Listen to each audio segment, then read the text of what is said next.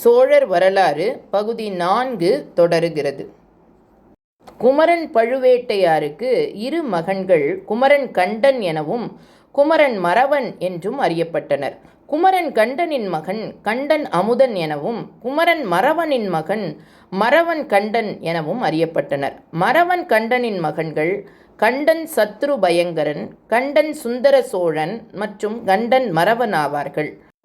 பழுவேட்டையர்களின் ஆட்சி 139 ஆண்டுகள். தமிழகத்தில் கிபி 880 நிகழ்ந்த திருப்புறம்பியம் போர் சோழ பேராட்சிக்கு அடிகோலியது. விஜயாலயன், முதலாம் ஆதித்தன், முதலாம் பராந்தகன் போன்ற சோழ வேந்தர்கள் ஆட்சி எல்லைகளை விரிவாக்கும் பணியில் முனைந்து ஈடுபட்ட பொழுது அவர்களுக்கு உறுதுணையாய் இருந்து பங்காற்றியவர்களுள் பழுவூர் அரசர்கள் முதன்மை பெற்றவர்கள்.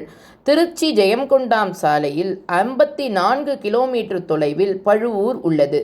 கல்வெட்டுகளில் மண்ணும் பெரும் புகழ் பழுவூர், அவனிகந்தர்வபுரம், சிறு பழுவூர் என்று கூறப்பட்டுள்ள இவ்வூர் இந்நாளில் மேல்பழுவூர், கீழையூர், கீழ்ப்பழுவூர் என்று அறியப்படுகின்றன. இப்பழுவூர் மண்டலத்தை ஆண்டவர்களே பழுவேட்டையர்கள்.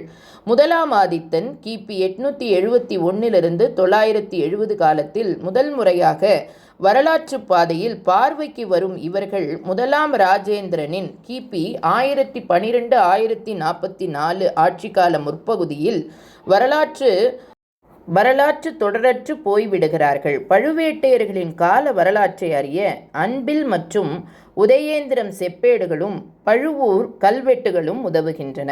அன்பில் செப்பேடு மூலம் முதலாம் பராந்தக சோழனின் மனைவி சேர அரசரான பழுவேட்டையரின் மகள் என்றும் இவர்களுக்கு பிறந்தவனே அருஞ்செய சோழன் என்பதனையும் திருச்சென்னம்பூண்டி திருச்சடைமுடி மகாதேவர் கோயிலில் காணப்படும் முதலாம் பராந்தக சோழனின் 17ஆம் ஆட்சி ஆண்டு கல்வெட்டு மூலம் பழுவேட்டையரின் மகள் பெயர் அருமொழி நங்கை என்று அறிய முடிகிறது. முதலாம் பராந்தக சோழனின் ஆட்சி காலத்தில் பழுவூர் அரண்மனையில் இருந்தவர்கள் குமரன் மறவனும் கண்டன் அமுதனுமே ஆவர். இவ்விருவருள் ஒருவரே முதலாம் பராந்தக சோழனின் தேவியான அருமொழி நங்கையின் தந்தையாக இருத்தல் வேண்டும். கண்டன் மறவனை பற்றிய வரலாற்று தகவல்களை 17 கல்வெட்டுகள் வழி பெற முடிகிறது. இவற்றுள் 4 உத்தம சோழனின் 15 மற்றும் 16ஆம் ஆட்சி ஆண்டு காலங்களில் பொறிக்கப்பட்டுள்ளன. 12 கல்வெட்டுகள் முதலாம் ராசராசனின் 3ஆம் ஆட்சி ஆண்டிலிருந்து 15ஆம் ஆட்சி ஆண்டு வரையிலான காலகட்டத்தில் பொறிக்கப்பட்டவை ஆகும். முதலாம் ராசராசனின் 3ஆம் ஆட்சி ஆண்டு கல்வெட்டு கொடும்பாலையூர் ஆண்ட